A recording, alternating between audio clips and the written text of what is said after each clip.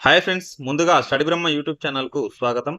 Friends, ఈ రోజటి వీడియోలో British సామ్రాజ్యానికి సంబంధించి ముఖ్యమైన అధికారుల గురించి తెలుసుకుందాం. ఇటువైపు అధికారిని చూడవచ్చు, ఇటువైపు మొట్టమొదటి అధికారి, ఇటువైపు చిట్ట చివరి అధికారి గురించి తెలుసుకుందాం. 1757 ప్లాసీ యుద్ధం తర్వాత లేదా 1756 సంవత్సరంలో బెంగాల్ గవర్నర్ అనే పదవిని బ్రిటిష్ వారు సృష్టించారు. అందులో మొట్టమొదటి బెంగాల్ గవర్నర్ గా డ్రేక్ అనే వ్యక్తి నియమించబడ్డాడు. తర్వాత చిట్ట చివరి యొక్క బెంగాల్ గవర్నర్ చూస్తే వారెన్ హేస్టింగ్ గా మనం చూడవచ్చు. ఈ పదవిని 1773 సంవత్సరంలో పునరుద్ధరించి బెంగాల్ గవర్నర్ జనరల్ గా నియమించారు. అయితే మొదటగా బెంగాల్ గవర్నర్ ను, అలాగే మద్రాస్ గవర్నర్ ను, ముంబై గవర్నర్ ను, ఇలా 3 ప్రెసిడెన్సీలపై ఒక్కొక్క గవర్నర్ ను నియమించేవారు.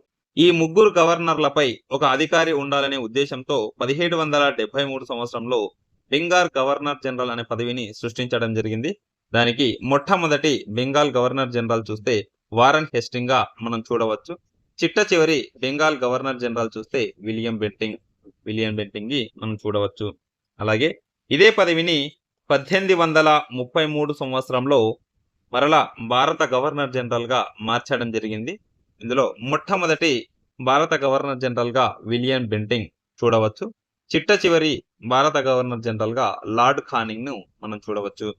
అలాగే ఇదే పదవిని 1857 సిపాయిల తిరుగుబాటు తర్వాత 1858లో మళ్ళా పదవిని మార్చడం జరిగింది.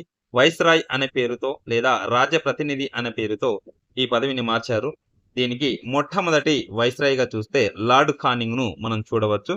అలాగే చిట్ట చివరి వైస్రాయ్ లేదా రాజప్రతినిధి లార్డ్ మౌంట్ బాటన్ గా మనం చూడవచ్చు. నోట్: మన భారతదేశానికి సంబంధించి భారతీయుడైనటువంటి మొట్టమొదటి మరియు చిట్ట చివరి రాజప్రతినిధి లేదా వైస్రాయ్ ని చూస్తే సి రాజగోపాలాచారిగా మనం చూడవచ్చు. ఓకే ఫ్రెండ్స్, ఇలాంటి ముఖ్యమైన ఇన్ఫర్మేషన్ ని ఎప్పటికప్పుడు మన స్టడీ బ్రహ్మ యూట్యూబ్ ఛానల్లో అందివ్వడం జరుగుతుంది. మీరు కనుక మన స్టడీ బ్రహ్మ యూట్యూబ్ ఛానల్ ని సబ్స్క్రైబ్ చేసుకొని వారు ఉంటే సబ్స్క్రైబ్ చేసుకొని అలాగే ఒక లైక్ కొట్టి ఎంకరేజ్ చేసినట్లయితే ఇలాంటి వీడియోస్ మున్ముందు మీ ముందుకు తీసుకురావడం జరుగుతుంది ఫ్రెండ్స్. ఓకే ఫ్రెండ్స్, నెక్స్ట్ వీడియోలో మళ్ళీ కలుద్దాం. Thank you.